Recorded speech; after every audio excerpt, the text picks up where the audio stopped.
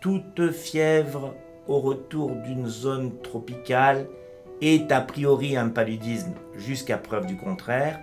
Et là, le réflexe doit être tout de suite prise de sang.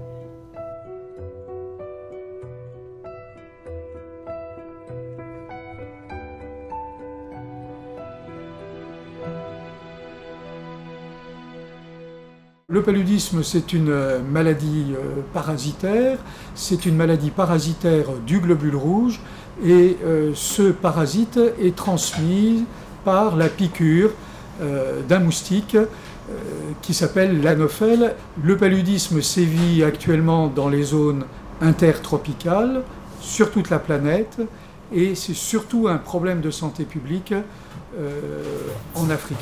Et en particulier en Afrique noire tropicale, c'est-à-dire en gros du sud du désert du Sahara jusqu'au nord de l'Afrique du Sud. Le problème du paludisme d'importation, c'est-à-dire celui que risque de développer un individu qui vit en Europe et qui va partir pour un séjour de plus ou moins long en pays tropical et en particulier en Afrique tropicale, c'est de se trouver exposé pour la première fois à l'agent du paludisme et en particulier à l'agent du paludisme qui tue, qu'on appelle Plasmodium falciparum. Ce neuropaludisme est une lésion provoquée par cette importante perturbation du métabolisme du globule rouge. Vous savez, quand l'anophèle pique, en 30 minutes,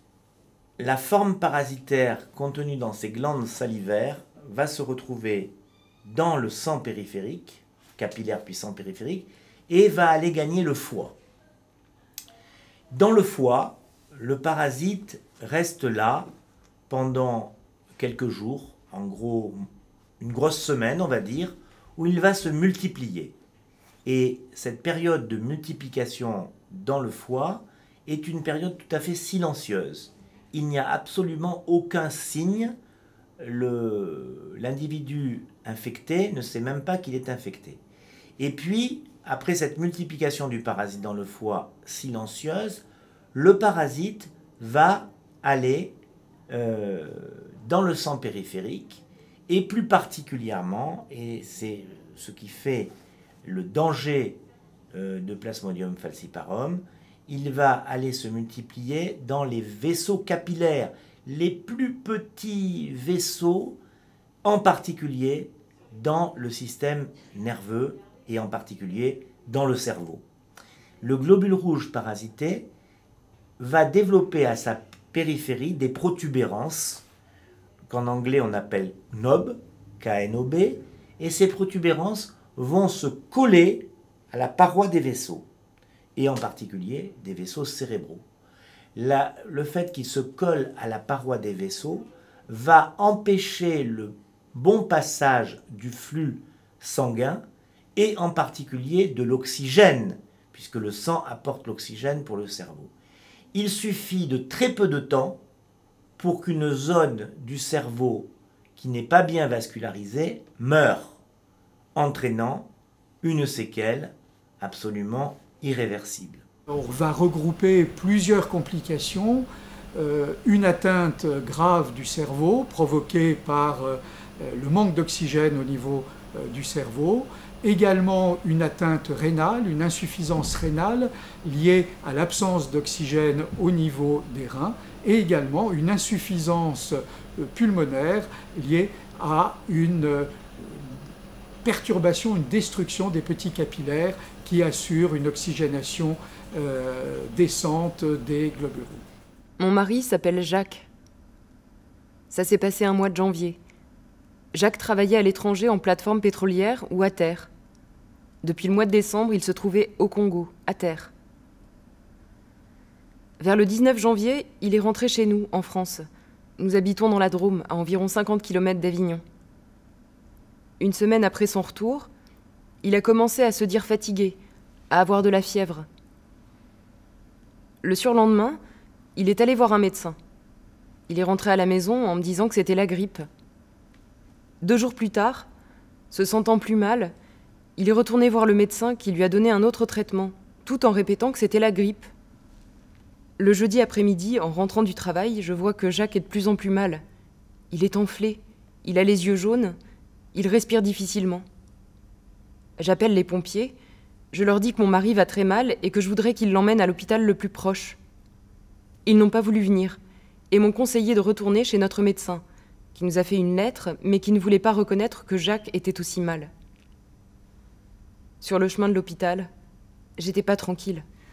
Le médecin de la boîte au Sénégal où je travaillais voulait me donner du Prozac pensant que je faisais une dépression. J'ai refusé de prendre le Prozac et décidé de rentrer en France 3 semaines me reposer. Et arrivé ici, je me suis dégradée petit à petit à plus pouvoir marcher, à plus pouvoir voir, à plus pouvoir parler, jusqu'au néant total. Donc le médecin avait diagnostiqué je ne sais plus quoi et donc j'ai plongé le trou noir. Je me suis retrouvée en réa d'un hôpital où ils ont été complètement dépassés. J'avais été envoyé par ma société, une filiale de la Caisse des dépôts, au Congo-Brazzaville. Je suivais correctement la médication préventive antipaludéenne, préconisée à cette époque. Après quelques semaines, j'ai eu une asthénie sans fièvre. Je suis allé consulter. Le médecin n'a rien vu et ne m'a pas pris au sérieux. Le lendemain, j'étais en complète confusion et hospitalisé, avec un diagnostic de consommation volontaire ou involontaire de drogue. Heureusement, le médecin de l'hôpital a pensé à me faire le test de la goutte épaisse, qui permet de diagnostiquer le paludisme. Début 2009, je suis au Cameroun pour un tournage de film sur la question de la souveraineté alimentaire. J'arrive là-bas fatigué. Les conditions sont difficiles, je tourne dans des zones marécageuses, très impaludées. Je me fais piquer des centaines de fois par les moustiques. Voilà, donc j'ai pas assez de protection, donc toutes les conditions sont défavorables.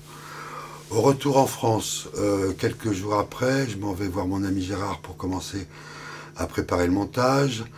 Et là, au bout de quelques jours, j'ai des problèmes de concentration, de fièvre, j'ai des absences.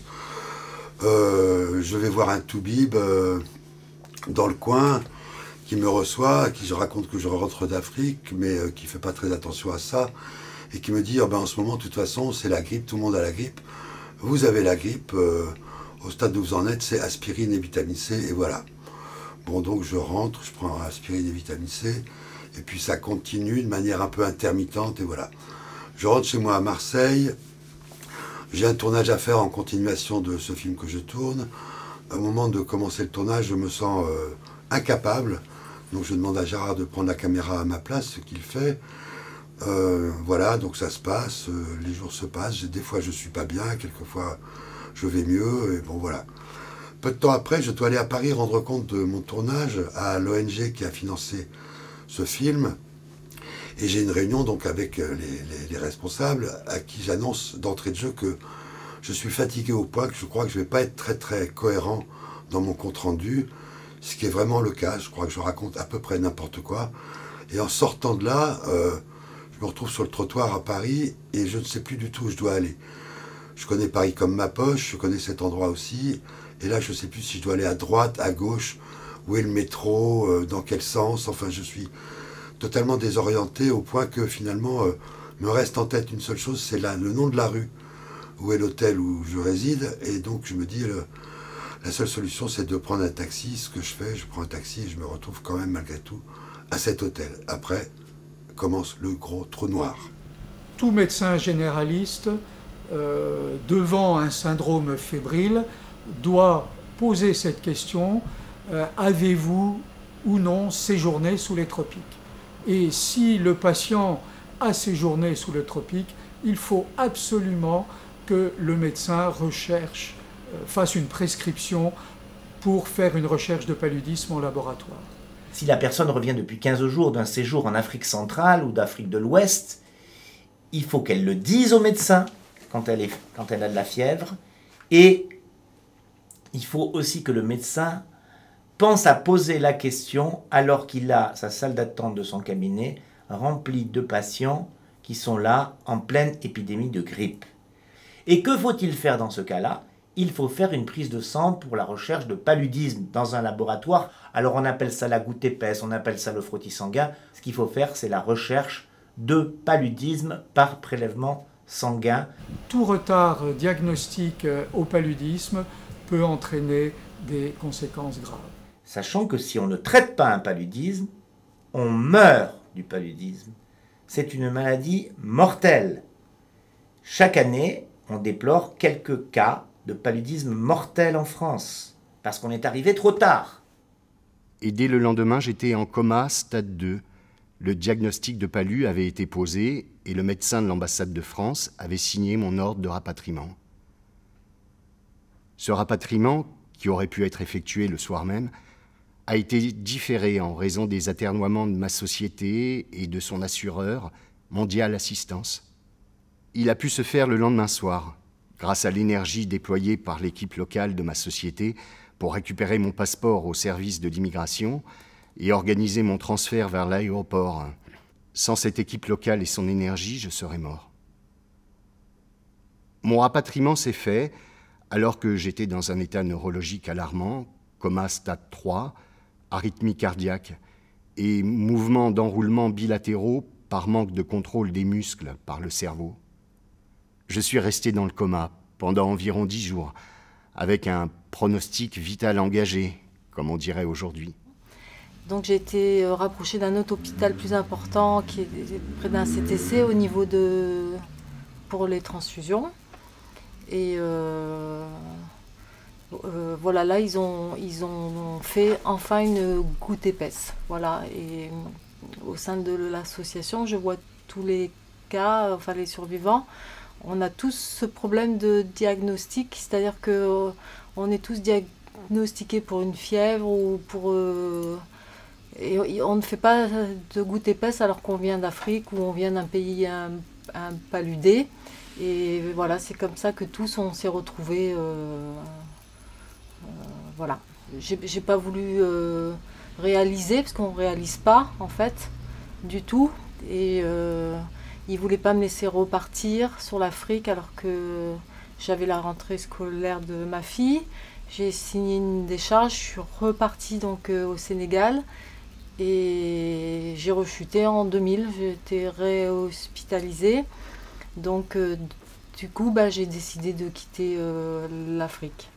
Une fois aux urgences, nous avons attendu un quart d'heure avant qu'un médecin arrive. Plus tard, ce dernier est venu me dire que Jacques avait le palu.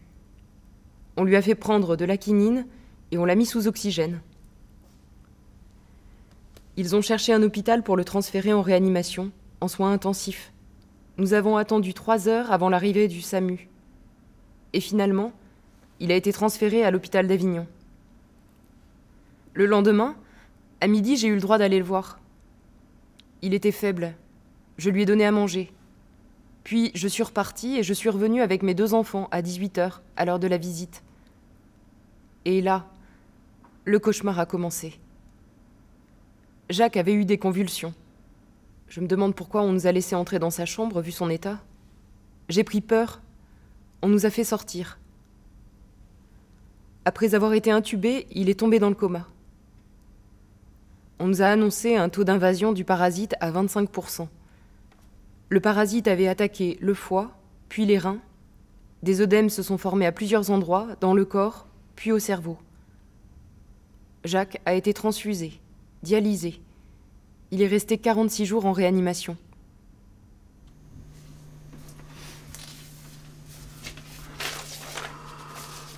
Trou noir, donc heureusement, j'avais rendez-vous avec la mère de mon fils dans l'hôtel où j'étais. Et donc elle vient me retrouver, voit tout de suite que je suis dans un état assez catastrophique, réagit très bien et se dit il faut l'emmener à l'hôpital ce gars. Donc elle emporte mes affaires, on monte dans un taxi et elle m'emmène à l'hôpital de la Pitié-Salpêtrière où donc on me fait des tests. Voilà, moi à cette époque, à ce moment-là, je suis déjà plus dans l'histoire, je suis inconscient, je n'ai aucun souvenir de tout ça. Donc à la Pitié-Salpêtrière où finalement on me fait des examens, la goutte épaisse. On se rend compte que c'est un palu et un palu grave Et comme il n'y a pas de place au service de réanimation de la Pitié-Salpêtrière, donc je suis emmené en ambulance à l'hôpital Cochin. Où à l'arrivée à l'hôpital, je tombe, me dit-on, dans le coma et je suis resté 9 jours dans ce coma. Au cours desquels on a dit à mes proches que le pronostic vital était engagé et que sans doute je ne m'en sortirais pas, que je ne reviendrais pas. Et puis finalement, je s'en suis revenu malgré tout. Donc je sors du coma, je suis alité, je ne peux pas bouger, je peux à peine parler, je ne peux pas bouger les jambes, j'ai un bras qui est complètement paralysé. Au bout des 2 mois de réanimation à l'hôpital Cochin, j'en sors en fauteuil roulant pour aller dans un centre, un hôpital spécialisé de rééducation, où je me tape des mois, 3 à 4 mois de rééducation fonctionnelle, kiné à fond, de l'orthophonie. Je vois aussi une psychothérapeute pour parler, parce que c'est bizarre de sortir du coma et de revenir à la vie, surtout quand on apprend qu'on a failli passer de l'autre côté. Au bout de ces quelques mois, je sors de là et je vais passer plus d'1 an de convalescence dans une maison à côté de Paris.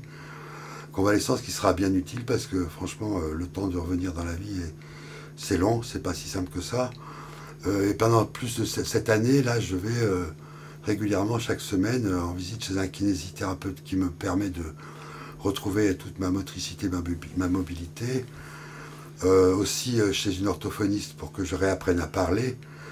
Et puis chez un psy pour aussi comprendre ce que c'est que de revenir à la vie, arrêter de m'identifier à ma maladie et voilà, me réhabituer à cette situation quand même assez nouvelle pour moi.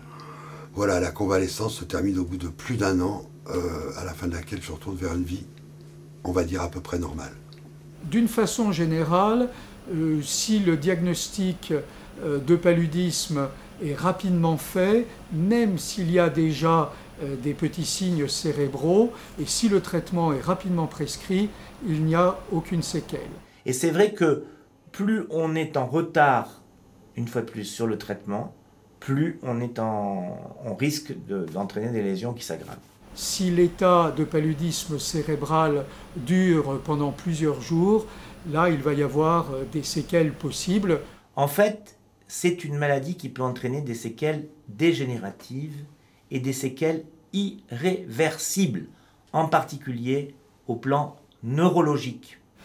Il peut y avoir des lésions très focalisées provoquées par des petites hémorragies cérébrales et les séquelles vont être liées à la localisation de ces petites hémorragies cérébrales. Quand vous ne vascularisez pas pendant quelques secondes un tissu neurologique, eh bien ça ne repousse plus. Et donc ça ne se régénère plus. Pour certaines personnes, les hémorragies cérébrales vont se dérouler dans des zones finalement pas très importantes au niveau du fonctionnement cérébral. Pour d'autres, malheureusement, ce sont des zones plus importantes, touchant des fonctions plus vitales qui vont être atteintes et pour lesquelles la récupération sera beaucoup plus difficile et beaucoup plus lente. Mon expérience me permet de dire qu'on ne doit négliger aucune de ces séquelles, mais que malheureusement, on n'a pas aujourd'hui de traitement de ces séquelles, si ce n'est des traitements palliatifs. Et c'est très difficile de faire reconnaître aujourd'hui, par les responsables de la santé, que ces séquelles sont effectivement dues au paludisme. Après 2 mois, j'ai repris mon activité, avec l'interdiction de la médecine du travail de me faire repartir en zone impaludée. En fin d'année, j'étais licencié pour raisons économiques. C'était une autre époque. Ma vie professionnelle a repris après une période de 2 ans de chômage. Ce neuropaludisme l'a affecté de façon déterminante. Médicalement, j'ai eu des périodes de grande fatigue et de dépression.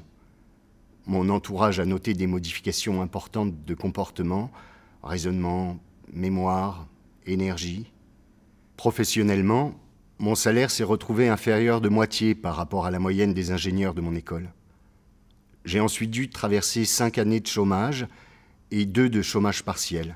J'étais numéro 2 d'une boîte, je travaillais beaucoup, j'avais un cheval, je faisais des compétitions hippiques, je faisais des concours de rock, j'avais une vie super.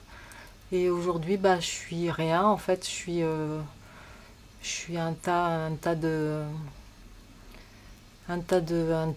viande. Je sais pas comment on peut dire ça. D'avoir peur de la moindre crise. Pour rester une journée, 2 jours, une semaine sans pouvoir avoir envie de rien, en fait, rien ne se passe et les souffrances physiques sont telles que... Nathalie Constantin, elle fait partie des personnes qui ont des séquelles qui sont très certainement dues au paludisme. C'est un cas, je dirais, atypique, mais j'en ai vu des cas de séquelles atypiques.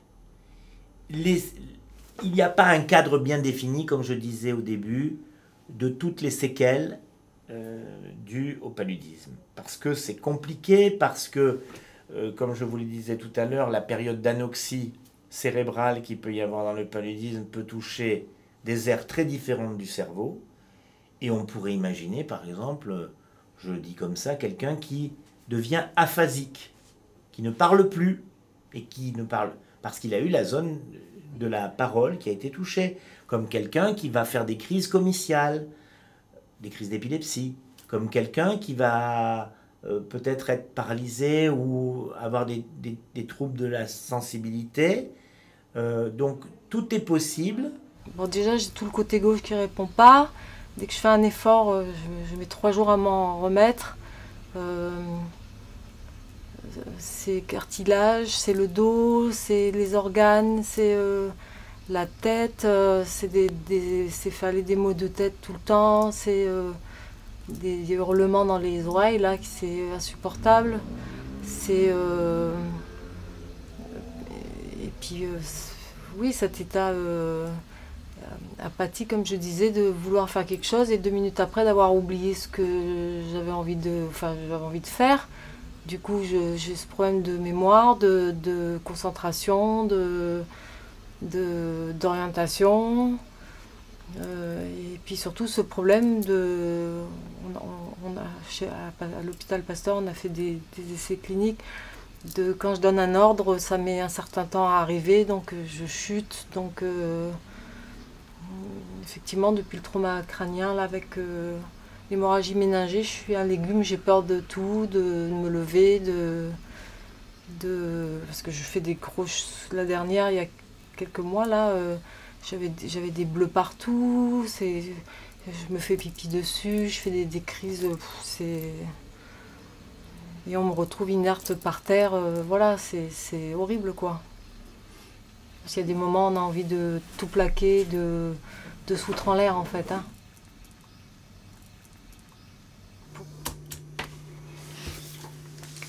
Les examens médicaux que je fais depuis la maladie ont montré, notamment en scintigraphie et IRM cérébrale, les zones de mon cerveau qui ont été lésées. Et la lecture de ces examens par des radiologues et tout laisse entendre qu'il y a une vraie correspondance entre les symptômes que je ressens, des séquelles, et ce qui apparaît sur ces images. D'abord, principalement, c'est une fatigue permanente, on m'avait averti, mais franchement, je ne m'attendais pas à ce que ça dure si longtemps. Après, voilà, j'ai des problèmes de concentration avec la lecture.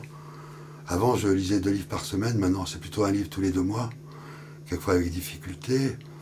Pour mon métier, j'ai besoin d'écrire, et là, c'est que ça devient compliqué, alors qu'avant, c'était pas trop compliqué.